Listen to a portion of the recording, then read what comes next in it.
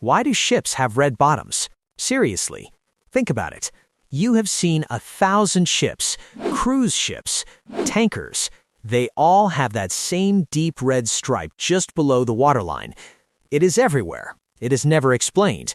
And most people just assume it is for looks. Maybe you thought it was a brand thing, or a warning color, or something to scare away sharks. But here is the thing. The ocean does not care about looks, and sharks do not care about paint. So what is really going on? The answer is much stranger than you think.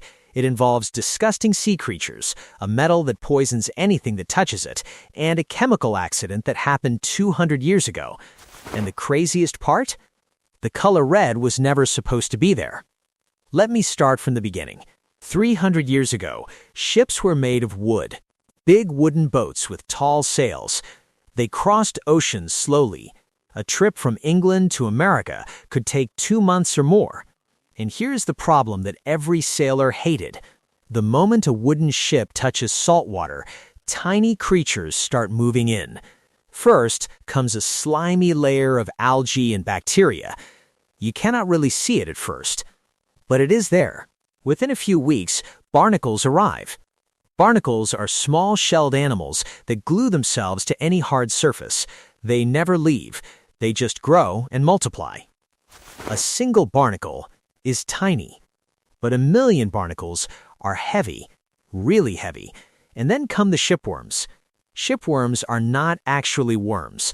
They are a type of clam, but they have rough shells that work like sandpaper. They drill into wood. They eat their way through the hull. They turn solid oak into something that looks like Swiss cheese. By the time a wooden ship returned from a long voyage, its bottom was not wood anymore. It was a floating reef, covered in sea life, thousands of pounds heavier than when it left. Think about what that means for the sailors. A heavy ship is slow. A slow ship cannot outrun pirates. A slow ship cannot escape a storm. A slow ship takes longer to cross the ocean, which means more food and water runs out. People get sick. People die. In the 1700s, a ship that lost half its speed was basically a floating coffin. Sailors knew this. They tried everything to stop the barnacles and the worms. They covered their hulls with tar. They burned the wood to make it hard. They nailed on animal hides. They tried thin sheets of lead. Nothing worked. The ocean always won. The creatures always came back. Until someone tried something completely different. The year is 1761. The British Navy has a warship called the Alarm, and they decide to do something no one had really tried before.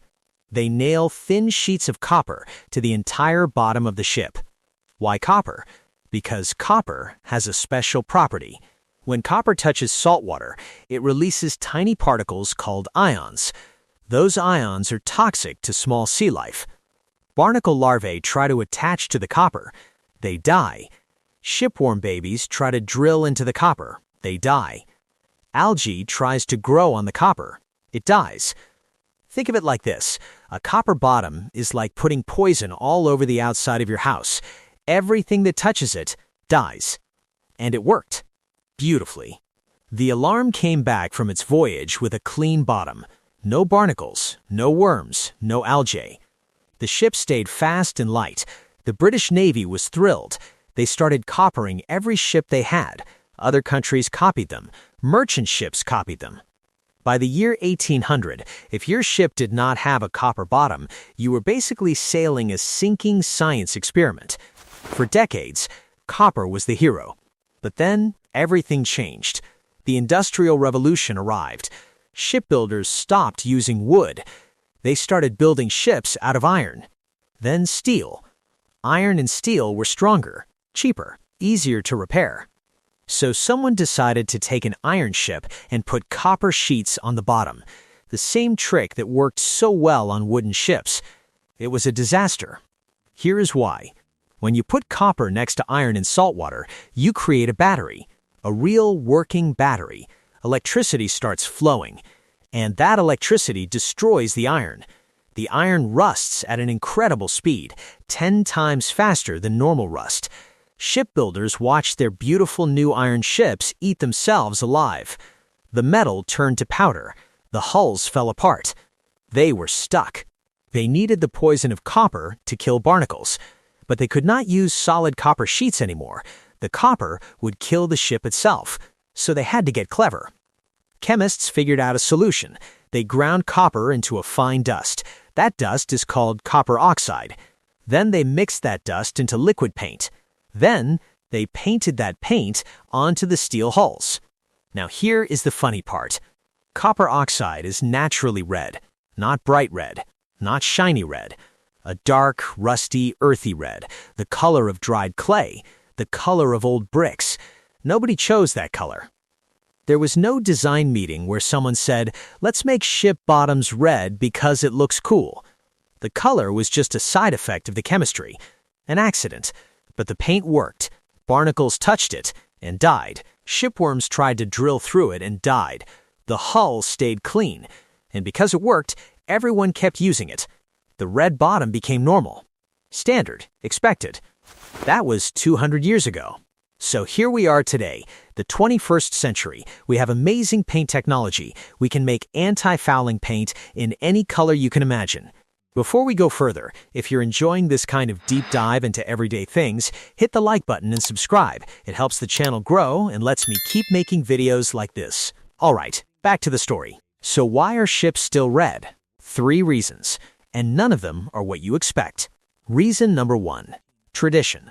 Sailors are some of the most superstitious people on the planet. They do not whistle on a ship because old sailors believed whistling calls up a storm. They do not say the word drowned. They do not bring bananas on board because bananas were thought to bring bad luck. And they do not change the color of their ship's bottom. Red has protected ships for 300 years. Changing it feels wrong, feels unlucky, feels like disrespecting every sailor who came before. Reason number 2, visibility.